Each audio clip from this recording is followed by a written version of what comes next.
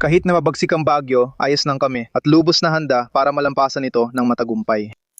At ngayon, na may malaking kumpiyansa, mayroon tayong matibay na pamatagalang plano, isang estratehikong plano ngayon at kumpletong paghahanda para makalabas tayo sa lalong madaling panahon.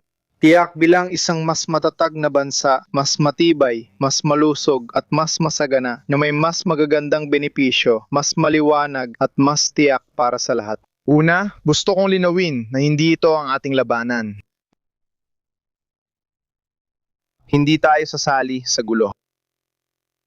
Hindi ito para sa pambansang interes. Ang pinakamahusay na tulong sa gastos ng mga Briton ay dagdag na pagsisikap. Mahalaga ang pagpupursige para mapababa ang tensyon sa gitnang silangan at mabuksan ang kipot, mahalagang ruta ng pandaigdigang kalakalan. Sinusuri namin lahat ng posibleng diplomatikong paraan para sa layuning ito. Nagtipon ang mga dayuhang lider at katapat nila sa G7.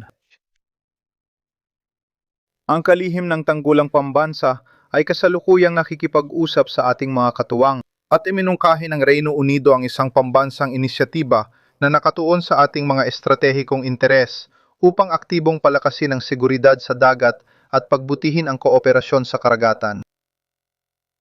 Masasabi kong mahalaga ang pagpupulong na ihahanda ng kalihim ng ugnayang panlabas ngayong linggo kung saan unang magsasama ang mga bansang ito upang suriin ang mga diplomatikong at pampulitikang hakbang na maaari nating gawin. Kailangan ng pinagsamang lakas ng militar, diplomasya at matibay na ugnayan sa industriya para sa mabilis na mobilisasyon matapos ang digmaan. At higit sa lahat, isang malinaw, kalmado, epektibo at tunay na nakaka-inspire na pamumuno. Iyan ang handang ialok ng bansang ito mula pa sa simula ng komplikadong sitwasyong ito. Ang pangunahing prinsipyo ko ay laging ang pambansang interes ng Britanya at ang kalayaan sa paglalayag sa gitnang silangan ay isang napakahalagang pambansang interes ng Britanya.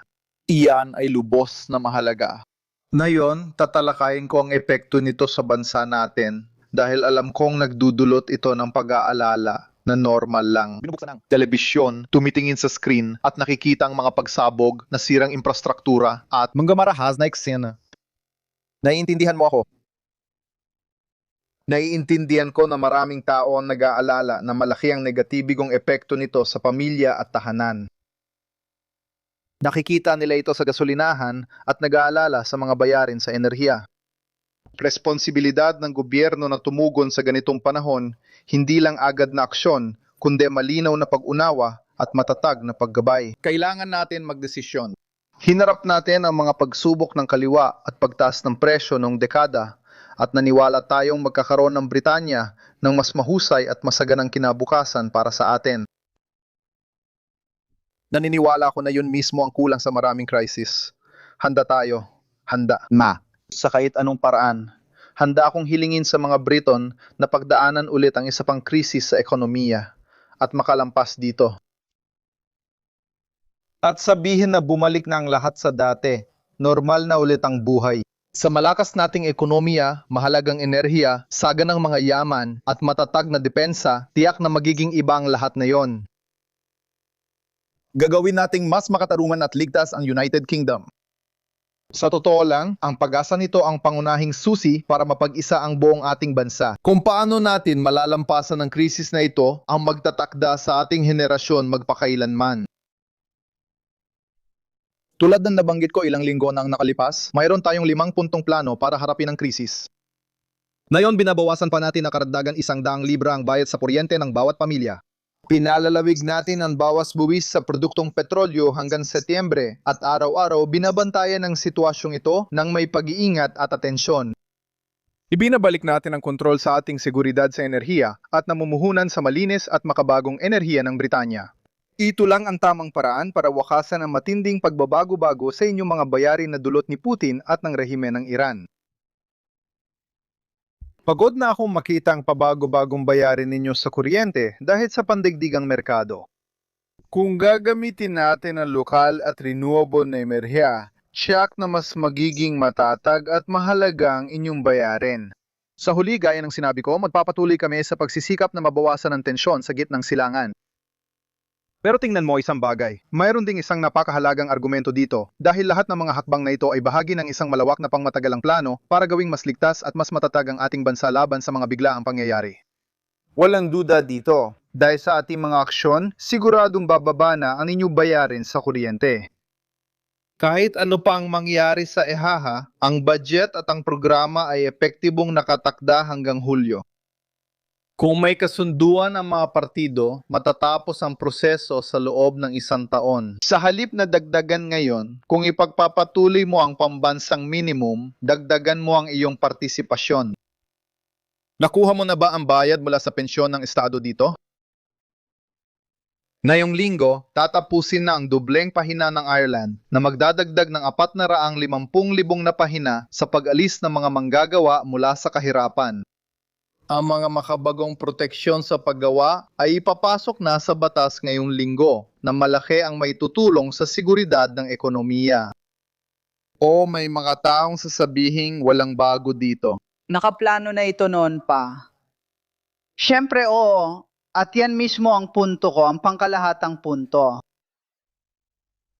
Simula nung digmaan sa Ukraine noong 2022, lahat na aksyon ko sa politika ay tugon sa bagong mapanganib na mundo.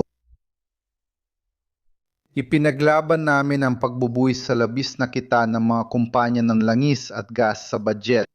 Tinututukan namin ang gastusin sa pamumuhay. Palagi naming binibigyan diin ang pangangailangan ng malinis na enerhiya ng Britanya at malaki ang aming investment dito. Naunawaan namin na ang pangunahing hamon at tungkulin namin ay tiyakin ang isang ligtas, matatag at masaganang bansa para sa mga Briton. Hindi ito magiging madali. Sa totoo lang, hindi ito magiging madaling gawain. Sa mga susunod na linggo, patuloy naming susuriing mabuti ang bawat epekto sa ekonomiya na lilitaw. Ipagtatanggol namin ng matatag ang mga pambansang interes ng Britanya at patuloy naming gagawin ang lahat ng aming makakaya upang pamunuan ang ating bansa sa mapayapa at ligtas na paraan. Pasar por esta tempestade. Gayunpaman, nagiging mas malinaw na habang patuloy na sumusulong ang mundo sa mapanganib na landas na ito, ang ating mahahalagang pambansang interes ay nangangailangan ng mas malapit na pakikipag-ugnayan sa ating mga kaalyado sa Europa at sa European Union.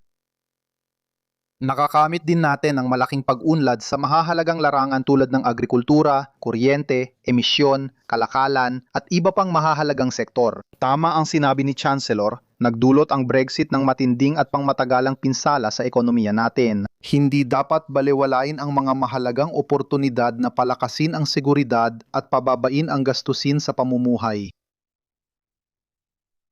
Sa mga darating na linggo, mag-aanunsyo kami ng napakahalagang summit kasama ang ating mga katuwang sa European Union.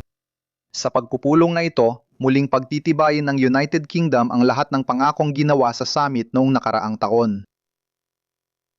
Ang layunin natin ay mas mataas na ambisyon, mas malalim na kooperasyon sa ekonomiya at seguridad na magiging masinsinan at estratehiko. At isang pakikipagtulungan na kumikilala sa mga pinagsasaluhang halaga, malinaw na magkakatulad na interes, ang ating kolektibong kinabukasan at ating iisang tadhana, sabay-sabay na sumusulong, isang mahalagang pakikipagtulungan para sa isang mapanganib na mundo na kailangan nating harapin.